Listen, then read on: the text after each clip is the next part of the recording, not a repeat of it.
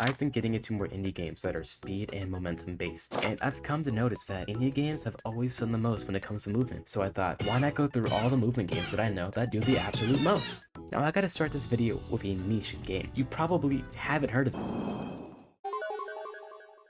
Neither has anyone else. What's the best way to describe this game? Ultra Kill and Titanfall had a baby. And you may ask, what makes this game do the most? The movement in this game is uncapped, meaning the only thing that can stop you is by going Mach 30 into a wall. You also have a grappler that lets you move even faster and yank yourself straight onto enemies. This game introduces a variety of weapons you can choose from. And the weapons in this game has knockback. The minute you shoot someone, you immediately fly back depending on what the weapon is. And you might be wondering, how could I possibly counter these attacks? Well, let me introduce you to parrying. Melee attacks, parried.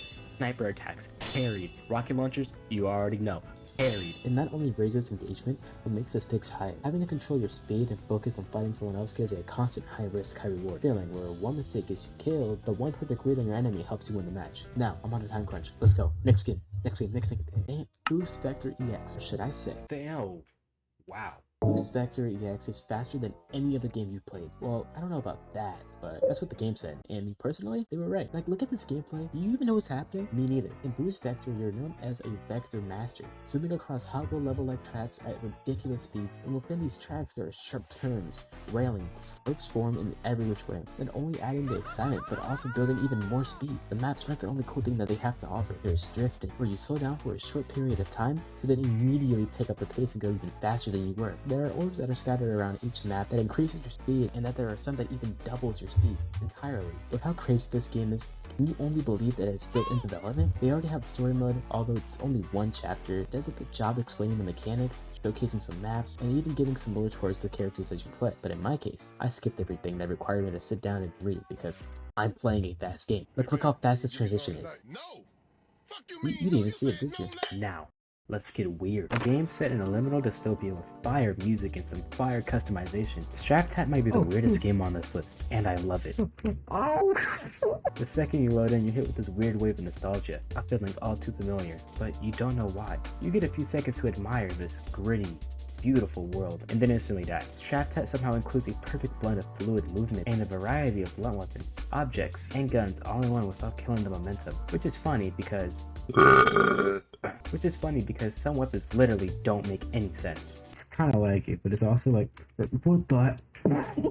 You can probably tell from the first few seconds, this game is multiplayer, and that's the game's strongest point. Now throw all of these ridiculous weapons in a free-for-all against 3 other people, and if you don't have 3 friends because you're a fat, stinking loser, you can always hop in public lobbies and get reminded why you don't have any friends. STRAFTAT is hip, it's now, my fingers hurt, I can't think anymore. Wait a minute, I have an idea. I have to save the best for last. Out of every game I've mentioned today, this one's my favorite. If the words movement and games are in the same sentence, this game would always be my answer.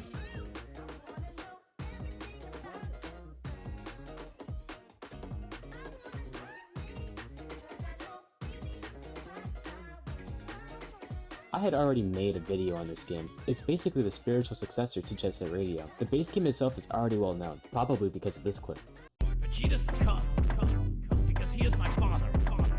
My son is the drink.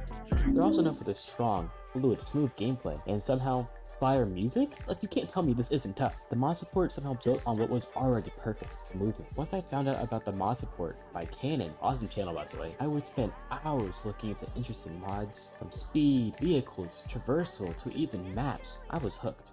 The style in this game is just so well executed, and speaking of style, look at this! It's so freaking cool, man! From drawing graffiti on the walls, to spraying graffiti on the police, and hitting the coolest combo known to man. So yeah, movement in indie games is getting out of control, and honestly, I hope it only gets crazier from here. Hey, so I hope you enjoyed this video. I personally did. If you like this one, I also made a video on 3 indie games I wished I played sooner. I thought I'd say more, but I don't want to. So do me a favor and click off this video. Now.